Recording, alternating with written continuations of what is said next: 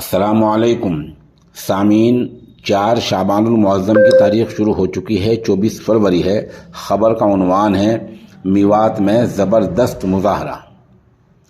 آپ کو پتہ ہی ہے کہ جنید اور ناصر کا لگ بھگ 1 ہفتے پہلے قتل ہو گیا تھا۔ گاڑی سے ان کی لاشوں کے، ان کے جسم کے کنکال ملے تھے۔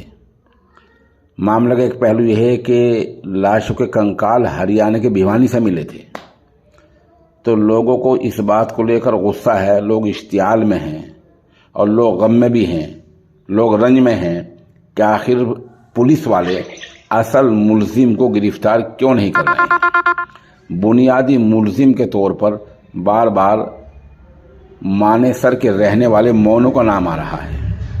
اس سمیت 8 ملزم ہیں جو ابھی تک پولیس کی گرفت سے باہر ہیں۔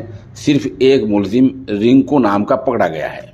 اسی معاملے کو لے کر آج میوات کے فیروز پور جھرکا میں زبردست مظاہرہ ہوا ہے۔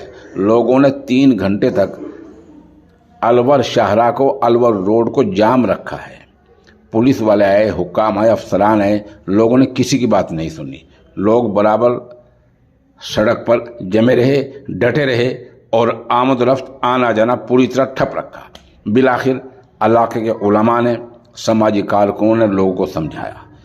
لوگوں نے افسران کو میمورنڈم دیا اور وارننگ دی کہ اگر جنید اور ناصر کے قاتلوں کو جلد نہ پکڑا گیا تو یہ تحریک دوبارہ چھیڑ دی جائے گی۔ یہ اتفاق ہی ہے کہ آج کا جو احتجاج اور مظاہرہ ہوا ہے، اس میں کسی سیاسی لیڈر کی قیادت نہیں ہے۔ یہ عام نوجوانوں نے، عام شہریوں نے سوشل میڈیا پر مظاہرے کال دی تھی، لوگ آتے گئے، کانواں بنتا گیا۔ اس طرح ہزاروں لوگ آج میوات کے فیروز پور جھرکا کے چوک پر اکٹھے ہو گئے اور